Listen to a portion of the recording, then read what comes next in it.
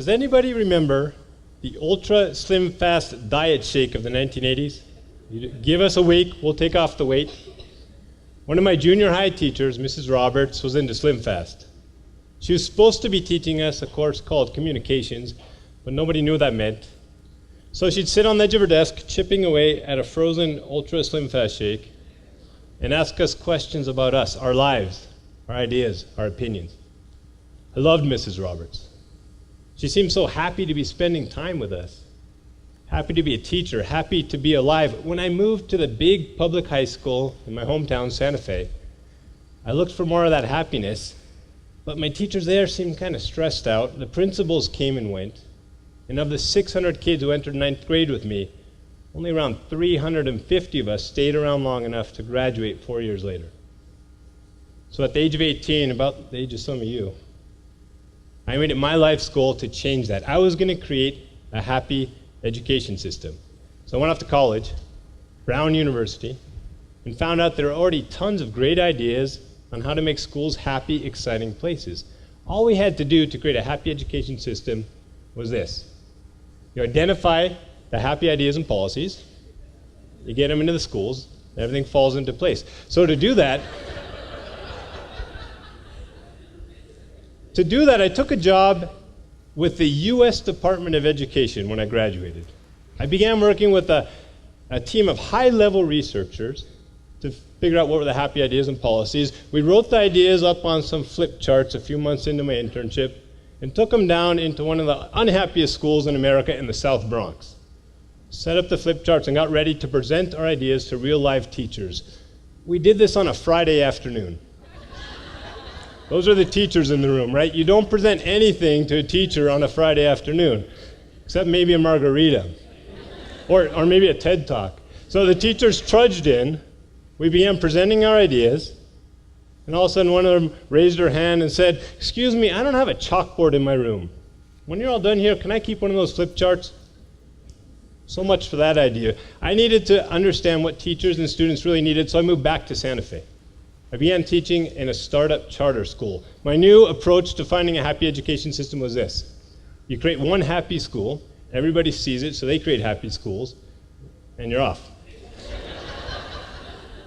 Now we did it. We created a pretty happy school, but after 7 years of working in that happy school, I poked my head out of our charter school bubble and realized no one was really paying attention. In their larger education system, teachers and kids were still dropping out of the system as they had when I was 18. So at that point, I'd tried 2 approaches to achieving my life's goal. Neither had worked.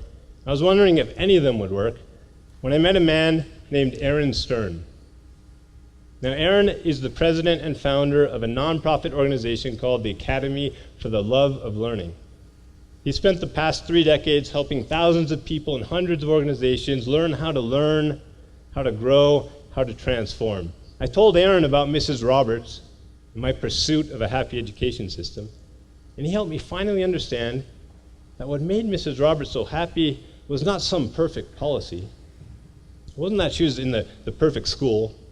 Probably wasn't her Slim Fast shakes. What it was Miss Roberts came to class every day, not only to teach, but also to learn. She had a genuine interest in us, in the students, and she pushed everything else aside and pursued that curiosity, our lives, our ideas, our opinions. That type of learning, that's real learning. That has nothing to do with time or tests or outcomes. It's the type of learning a 4-year-old child does. When we engage in that type of learning, it's actually a form of being happy, which meant that there was another way to get to a happy education system. If we could wake up that type of learning in the human beings who make the most difference as to whether our schools succeed or fail, the teachers. If we could pack our schools with happy teachers, then everything really will start to fall into place. I mean, everything will fall into place. It's not just a theory. Since 1990, Aaron's been doing this type of work, waking up this type of learning in teachers across the U.S. with a program he created called Teacher Renewal. Teacher Renewal turns professional development on its head. Instead of giving teachers a bunch of ideas, it gives teachers time and space and some shared experiences so they can begin to reflect on who they are as teachers and rediscover themselves as learners. With the Academy for the Love of Learning, Aaron's brought teacher renewal to Santa Fe, and last fall, I helped him facilitate it with a master educator named Patty Lee for a group of local school teachers. And some of them are here today, including Laura Cullen, who's over there. There's Laura.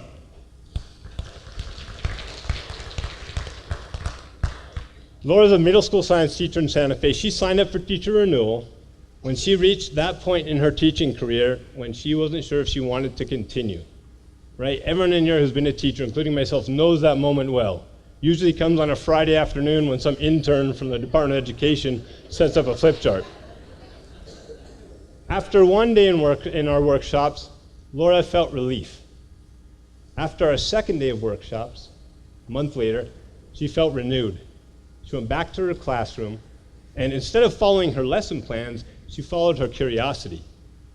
She told her students, report back on your learning however you see fit. Be creative. She had no idea what to expect. Here's what she got. One student wrote an original musical composition that demonstrates the scientific principle of conduction. 13-year-old girl wrote this. The notes are transferring energy to each other. Another student danced her understanding of the same principle.